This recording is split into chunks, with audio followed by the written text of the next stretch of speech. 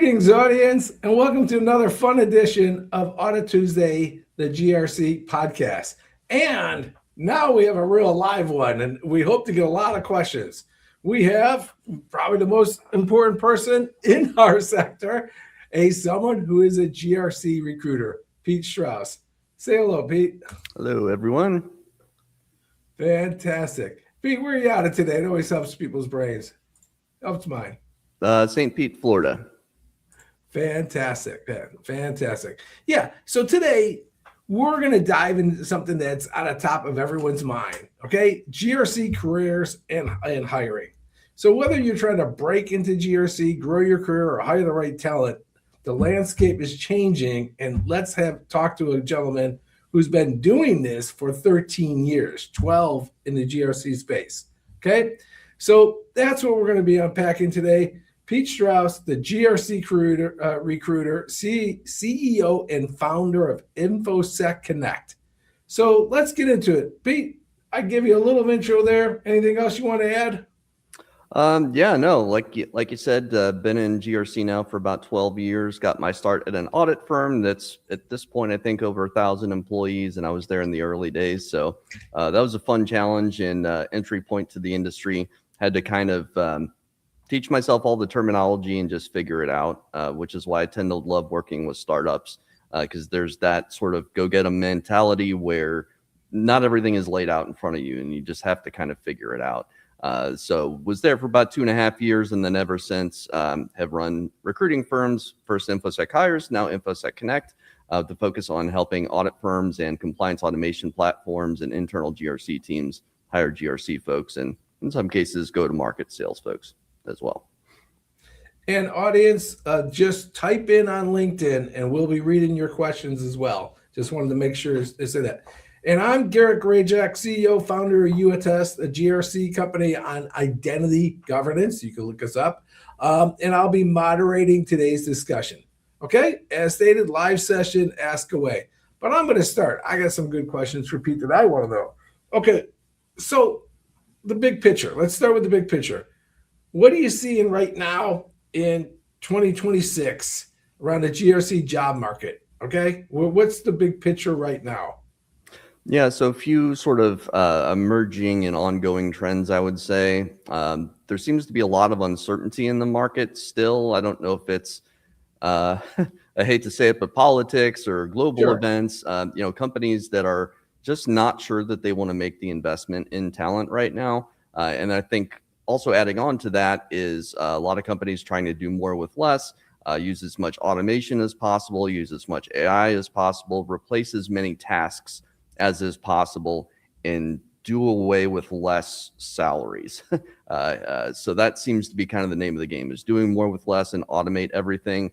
I'm seeing a rise in the number of GRC engineering roles, seeing a rise in the number of one-person GRC departments, a decrease in management level and above GRC positions. So not as many leaders being hired these days. And I think a lot of that is due to automation and less headcount. There's less people that need to be managed. You can make the argument, of course, that machines also and automation and AI needs to be managed, but we're not quite seeing that play out yet, I don't think.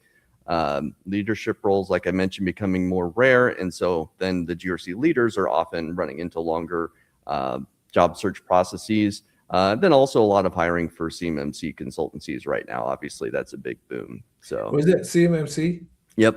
The defense stuff. Okay, interesting. Yep. Interesting. Yeah, seen a lot of that in Texas. So I'm sure that's Florida as well. And I like what you just started with, which was less higher level managers, and because of the tools are now ubiquitous and available, more hands-on. Is that what you're saying? Yeah, so I'm seeing the majority of the hiring seems to be for senior individual contributors. So not entry level, not executive level, not even really junior level so much. It's like mid-level to senior level individual contributors, very few managers, very few directors, very few BSOs, CISOs, that sort of thing. That's fascinating to me. That is my next question.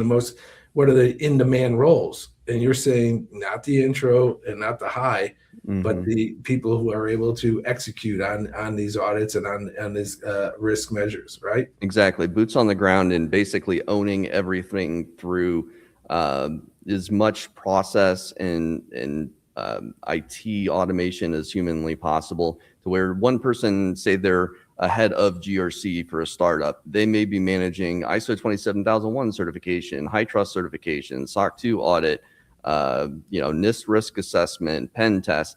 That one person could be managing all of these different projects through the use of automation, building evidence collection and efficiencies internally, and then leveraging a lot of these platforms like Banta, Drata, SecureFrame, ThoroughPass, etc. So it's certainly been interesting to watch over the last 5 years or so. The automation platforms have totally shaken up the job market.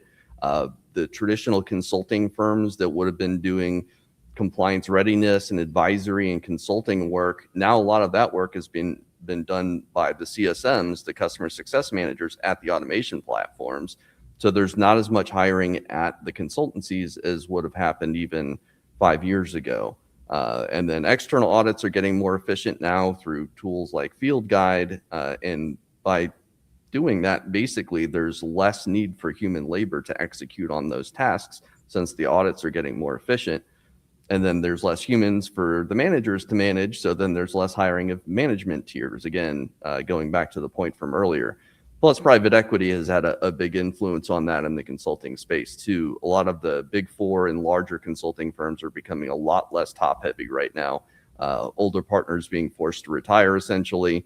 And, majority of hiring, again, being senior individual contributors with less net new than we would have seen 5 years ago. So it's more about replacement and keeping the lights on almost than growth. I can, in real world experiences, attest to what you said, because one of my great contacts from this doing this for 5 years is a gentleman who is on his started his 4th job in GRC, and he does what a lot of us do, move job to job, and he keeps bringing new tests in. And as you just stated, he is the GRC person for the company. That's it. He knows his tools, and he is senior, but he's hands-on. So that sounds like that's the way you are seeing in general in the hiring practice.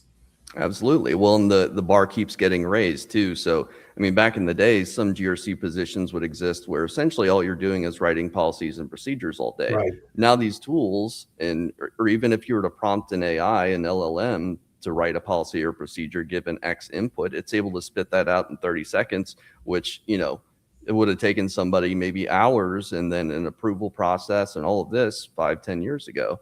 So there's just less tasks to be executed by humans.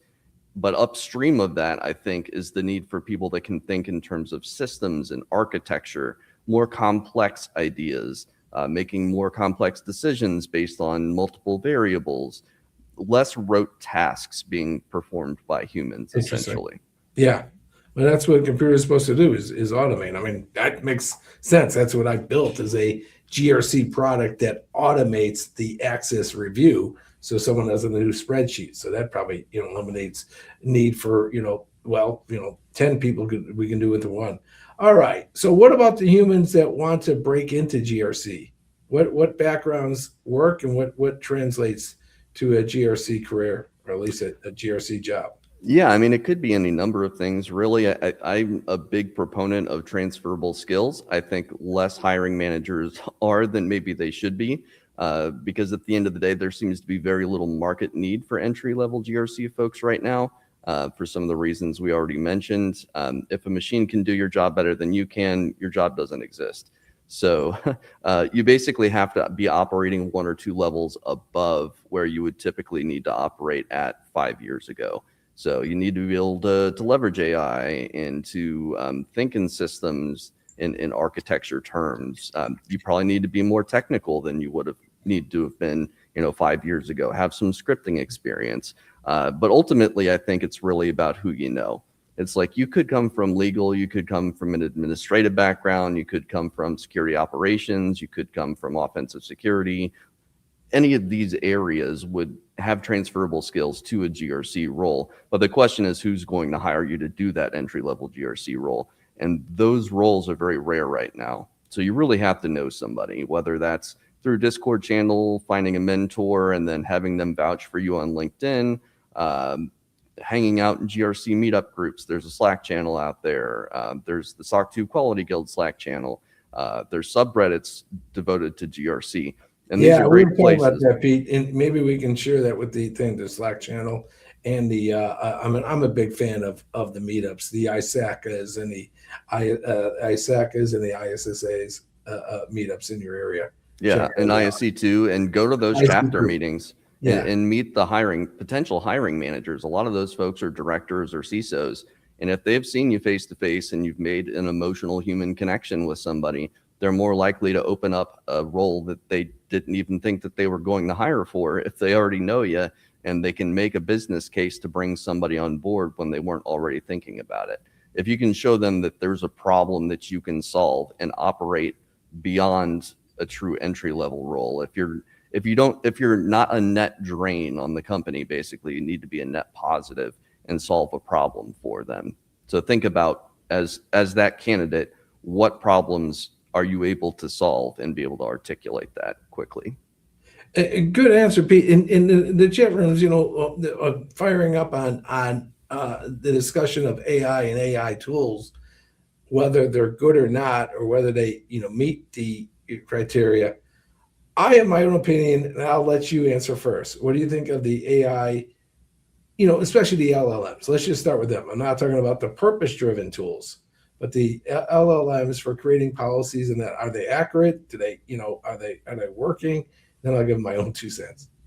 Yeah, I mean, I think at the end of the day, you still need an expert in the loop. I saw this on LinkedIn earlier today. It's not just human in the loop. You need a subject matter expert in the loop to gut check these tools, because we don't have AGI yet, artificial general intelligence. We have, in many cases, narrow intelligence, or just machine learning, basically, where it's spitting out an output, but it's probably not perfect. So you need to have somebody with enough knowledge to understand that there's something lacking, or there's something feels off. And maybe it's not even something you could put your finger on right away, but it's something that you would only get that feeling if you had years and years of experience in the field and had seen a lot of different things, to have the context to push back on any bad outputs. So I think we're going to eventually see in 5-10 years a pushback, or a pendulum swing back to needing more humans, more human experts, because everybody went too hard on AI, basically, and they're over relying on it. And that's not even to mention the governance piece of it and securing AI. No, it's 2 different topics. One is how we use it, and then how do we actually secure that? And that's where I look at like the AI tools and the LLMs. They exist, they're out there, and people are using them. So we better be comfortable with them, and we better be comfortable when we're both hiring and interviewing, saying, great, so what do you do with, if you're hiring, what do you do with the AI output? Do you scrutinize it? Do you double check? Do you challenge? I was just telling a friend that was using AI for, he does it for his psychological coaching. And I go, you do know AI always will say, you are right. You are right. You got to basically challenge it with outside ideas and say, prove this idea wrong. And I think that's the same thing if we're writing policies and all that. We have to be saying, okay, is this accurate? Give it different examples. Anyways, yeah. Well, and recognizing bias. I mean, that's a bias, essentially, is a bias towards affirmation. But yeah, you need a human expert to push back on things, essentially, I think.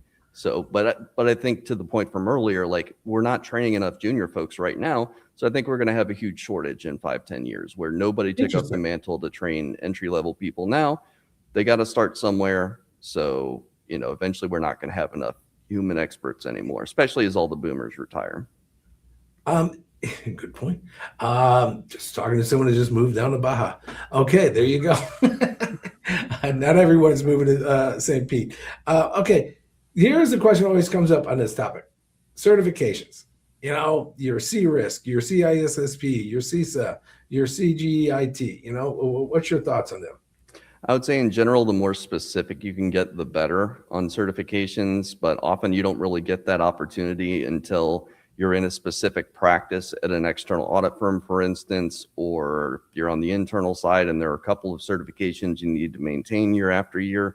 So not everybody gets the exposure to be able to get that specific and say, get your ISO lead auditor or lead CCA for CMMC, for instance. Good These point. are extremely valuable because they're niche, but because they're more niche, not everybody's going to get them. General good all-purpose Certis CISA, relatively entry level. I mean, I know folks that have passed that with next to no experience. So if you just want some letters behind your name, that's a good place to start. Even Security Plus to kind of round out technical knowledge as a GRC person.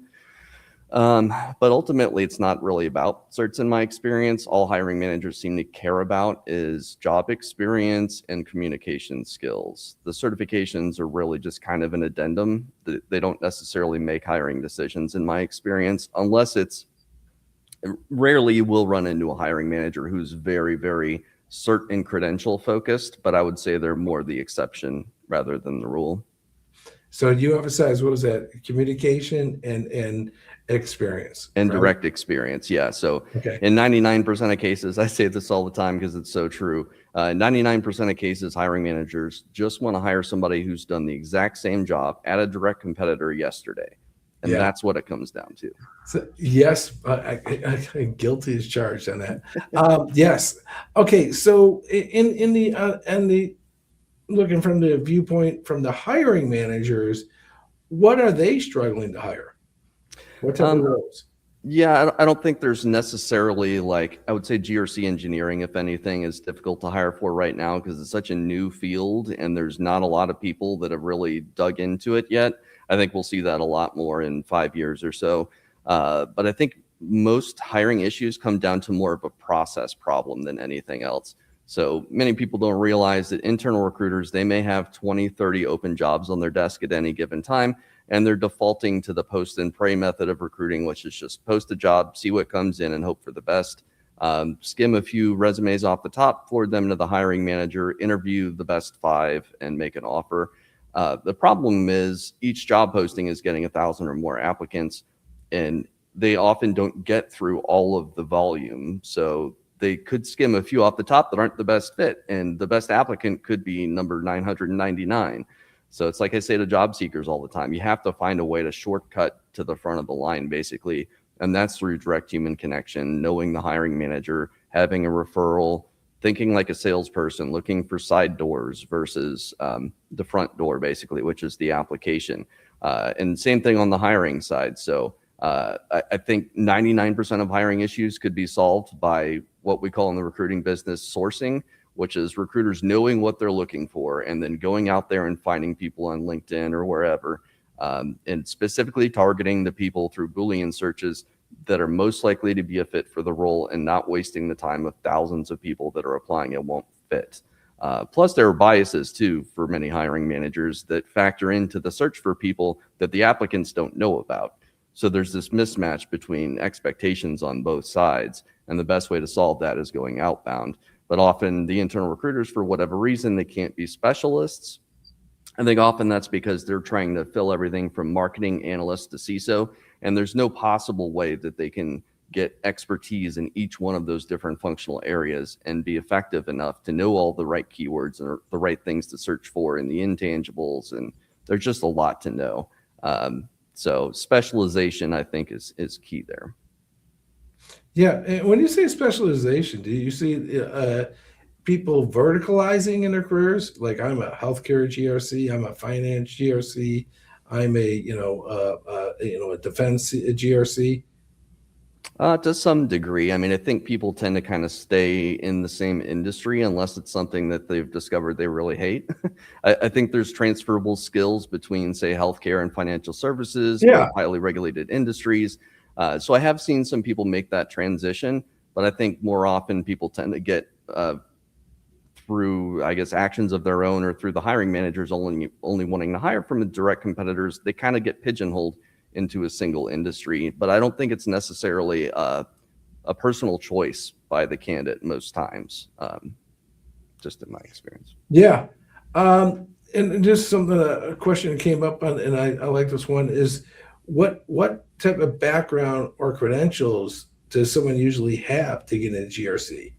Do they have to say that they've done some GRC, or, like I did, the reviews for this company, or I filled out the SOC forms for this company, or what are you saying? Yeah, ideally. So the best way into GRC, or really any field or subfield of security, I would say, is through the side door. So that could be There you go. working in an administrative position, or say tech support where you had to deal with some compliance stuff, or working in a legal department and you had to interact with your internal auditors. These types of things where you're tangential to GRC without actually being directly in it.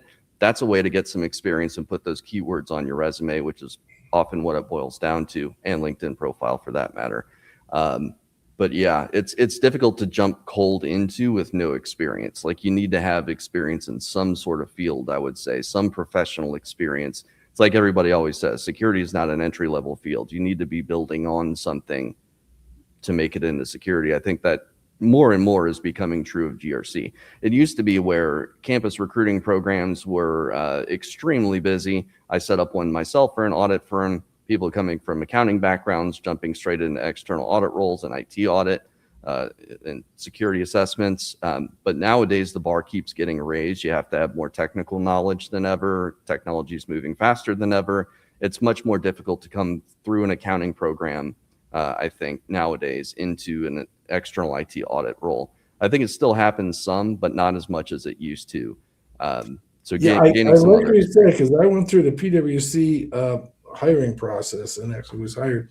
And they put you in with, the orientation, and those were people just straight out of school, and maybe that's not as common now. I don't know, because they had no IT experience and all that. Whereas now, I think they kind of expect you. Yeah. Yeah, I mean, I think that still happens for sure, especially with the larger firms. They have these massive campus recruiting programs. They're not just going to close their doors overnight. But I think the future of the field is less of that and more of self-taught people, people that are autodidacts and always learning, and people that are always networking and truly passionate about the field. I don't think it's enough anymore to just have a degree. Like, you have to be doing something else, or at least an internship, which again, becoming more rare. But that's the best way to do it. Got it. So, kind of, I think you probably mentioned some points, but this is my question. What are candidates consistently getting wrong in the job search process? Yeah, I would say one is just blind applying to every position they can. Again, your hit rate on that might be 1% success rate. That's pretty low. I wouldn't be happy with that number if I was, doing an outbound search. I get 25% response rates to my outbound. So if I was getting 1%, I would consider something else. So that's one thing. Another thing, if you actually get an interview, don't be looking at an LLM and asking it questions, because there's a delay. And I've had that happen multiple times now, where folks they were so focused on saying the right thing and not saying the honest or the human thing that they lost the forest through the trees. So being human, doing research, doing things manually still is important, and showing that you can hold a conversation. That's another thing too, I would say, is people are focusing way too much on technical skills these days. In GRC, it's becoming more and more important. But at the end of the day, somebody has to like you to want to hire you. Interesting. Yeah, the next question is on automation, and do you see the GRC tools, and should they get certified on these GRC tools, or what's your thoughts on that? There's not really many certifications you can actually get for the automation platforms. Like, I think you can be a Vanta or Drata certified auditor, but I think you may have to be working for an audit firm to get one of those certifications anyway. And they're going to send you to those or to those trainings or whatever anyway. So not really something I would focus on. I would say if you can try and get some demos of some of these platforms, that would be good, just to kind of tinker around and get familiar with them. And then just learning how to automate things yourself, whether it's through scripting or, vibe coding with AI to automate certain tasks. That's going to make you more marketable versus, I guess it depends at what level you're coming in at. Like, if you're a senior consultant at the Big Four and haven't worked with any of the automation platforms, now would be the time to start learning these compliance automation platforms. Try I and get some like demos. your idea, and I might just do that. I mean, this might become do a mid-range identity certification for around UATest, so people can say yes, I'm certified in identity auditing. Interesting. So okay, this is what a lot of people always confuse. We talk about AI as a tools, but are you seeing positions or at least roles filling up for or being offered around the governance of AI? I'm a healthcare company and I'm using AI for patient information. I need someone to ensure that that's being governed. Are you seeing roles around that? There are a few, but I think it's still pretty early days. I think any Yeah. AI security and governance is just currently rolling up to existing GRC functions, and they're just tacking on that responsibility, essentially. Again, the rise of the I one-person started GRC to because I department. had a webinar with a guy who called himself a CAIO, Chief AI Officer, and it was a big company. I don't want to name them and all that in a book and all that kind of stuff. I was like, okay, is that? And you're not seeing that's not common, No, I don't think that's very common. Well, take ISO 42001, for right? instance. It's so new, and there's very few companies that have an ISO 42001 certification. So Right. if very few companies have that, then that's kind of showing that we're not quite there yet. So I think it's kind of packaged into other GRC roles right now. Maybe eventually we'll see more of that specific function breaking out into an additional role. But I just keep seeing the industry moving towards convergence, not separating out responsibilities. If anything, it's moving Yeah, everything someone who's together. read NIST AI RMF and ISO 4201, you can take the NIST CSF 2.0 and map it pretty much one to one, which is what the gold standard on cyber frameworks just in general, which is hey, know your users, know your roles, know who input, and what's your governance around all practices. So I think that's a good answer. That it's even though the tools are getting specialized, the people have to be at a higher level, have to understand that these things map to each other. Yeah. Well, and that's one thing any candidate can do too, is just familiarize yourself with all of these AI standards, because Good point. though there's not a lot of these specific roles right now, maybe in 5 years, that's going to be a lot of what we see as far as GRC roles. It's going to be managing AI agents. So NIST AI RMF and ISO 42001, and then the new one for AI agents, is it AU1SC or something? Just know all of those, and you'll be more marketable, whether you're entry level or senior level. Yeah, and y'all, if you need a good tool to whatever, take your favorite LLM. I don't care if it's Claude or Grok or ChatGPT, and say, okay, can you map ISO 4201 to NIST CSF 2.0? And it'll be real interesting what you'll see. So become very proficient on what the I consider the gold standard, what the things, and then how it's being mapped to these other regulations, and for people, if you're in interviews talking to people saying, well, that's how, they're literally almost cut and paste to saying, I have this practice, and then it's quantified around the building of AI or whatever the tool is. Okay. Here's just something you said real early, and that was one of my questions, and it was interesting. You said, do you see more GRC roles, in your opinion, or being offered by the enterprises themselves or by consulting services? Yeah, I would say in general, the majority of GRC jobs right now are moving towards platforms. Everybody's trying to productize GRC. So as far as net new roles, obviously there's going to be backfills and that sort of thing. I think that's going to continue to be prevalent in both, more on the enterprise side probably than consulting. But consulting firms have been, I don't want to say stagnant, maybe not quite that extreme of a word, Okay. but haven't been growing like they were leading up until 21 and 22. 23 through 25, they've really, really slowed down, and I think due a lot to these automation platforms. So, like I'd mentioned before, with a lot of the advisory services now being taken over by customer success managers, because they're essentially closer to the money, because they're managing renewals as well in many cases. For anybody that wants to future-proof themselves, I would say hop on the bandwagon of automation and go work for a platform company. That's where all the venture capital money is headed, and that's where the majority of the jobs seem to be. There's always going to be GRC roles in the enterprise. My frame of reference is more so startups and compliance platforms and audit firms. So that's kind of how the way I see it. But I think we will continue to see more consolidation of roles in the enterprise too. So less open jobs in the end.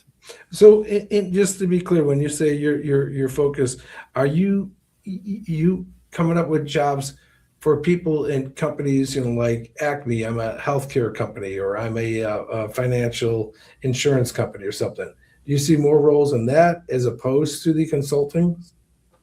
It's a little bit tough to say. Most of my clients are audit firms and compliance platforms. Okay. And then, so that's my frame of reference, and I see the majority of the hiring with the automation platforms. I think there's always going to need to be some sort of assistance on the internal side, whether that's an FTE or somebody that's more of like a virtual CISO. And that's even being enabled now by some of the platforms. So I don't know. It's tough to say. I think outsourcing is going to continue to be more and more prevalent. Companies, instead of hiring a CISO, hiring a vCISO, and doing their compliance through an automation platform, and just trying to remove as many FTEs from within the company as possible. Interesting. Yeah. But yeah.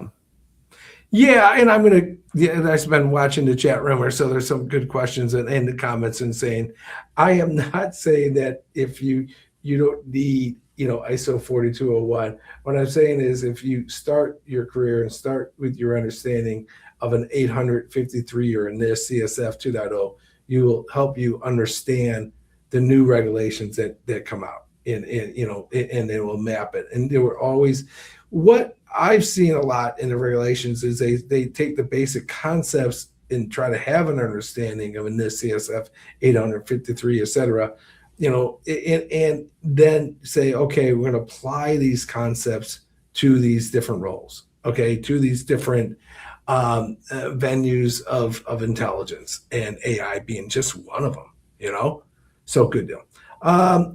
Yes.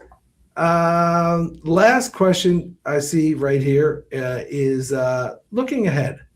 Put on your crystal ball. Because we've kind of grilled you on and you answered great. You see less in the consulting, more tools, more on FTEs, less hire managers, less intro, more mid range with some tech experience. What do you see 2-3 years from now? Yeah, I think we're going to continue to see more GRC engineering roles. I think we're going to continue to see more senior individual contributor hiring, as we have been. I do think leadership hiring is going to be depressed for quite the foreseeable future. I don't envision a world in which 3 years from now we're going to see a lot more director level hiring, for instance. Again, I think everything is kind of converging to one point, and then eventually, maybe 5-10 years, we start to break out some of these responsibilities again, because we realize there's too much technical debt and we're trying to do too much with too little. So 5-10 years out, that's what I envision happening. We're going to see another huge shortage. I don't know if huge is the right word, but another shortage of senior individual contributors. Maybe then we start seeing more manager level hires, because we hire more individual contributors. They need somebody to manage them and then also manage the AI agents. I don't know. It's so dynamic right now. And again, going back to the uncertainty point from earlier, it's like I can make every prediction in the world and I could be proven wrong very easily. No, I completely. Okay, and before Pete, I'll have everyone. You tell everyone how they get a hold of you. I'm gonna do one self-serving. I'll just show people, if you need to do identity governance, this is what we built here. We built that we can take any identity store and any regulation, pump it into our cloud product, the UATS, and this GRC person, that's the person that gets hired. They use UATS, and then it automates the concept of doing the user access review, which is in HIPAA, which is in HITRUST, which is in GLBA, which is in EU DORA, which is in ISO 4201, ISO 2701. The concept of have you reviewed your users. It turns out the report, and then that report is used by the security and the compliance folks, etc. Point I bring this up is that's how, I do in the real world. I have customers using this in healthcare, finance, insurance, over in EU, over in Latin America to meet different regulations. But all those come down to the principle of least privilege. This CSF 2.0 PRA 05. Okay, but okay, all good. Just felt need to let people know what we do here at UATest. Pete, wrap it up and tell people how they get a hold of you.